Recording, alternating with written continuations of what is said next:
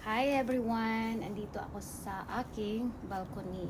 So maaga ang uwi. Walang OT. Walang overtime.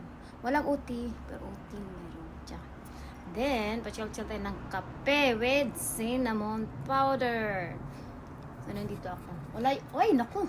Tabi yung yung hummingbirds. Ayaw magpakita sa akin pero inubos yung kanilang tubig. Malapit siya na maubos. Papalitan ko na yan. So, nandito ako sa likod. Yan ang likod namin. Ayun. Ayan, may airplane. Saka, ayun, may bubuyog. Doon. May bubuyog. Yun, so. Alone. But not lonely with a kape. O, yun.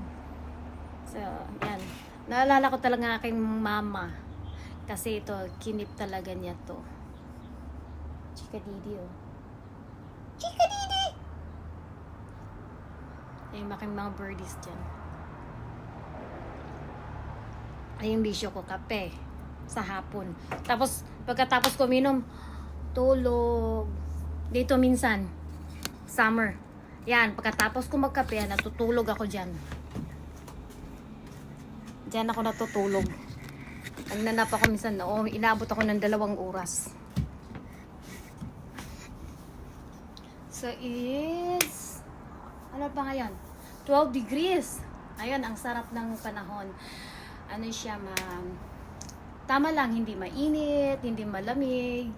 So, ang sarap niya dito, magpa-chill-chill. Kasi tipid na rin tong nandito ka.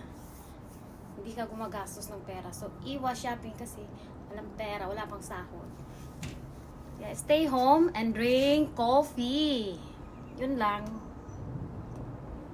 Happy Friday!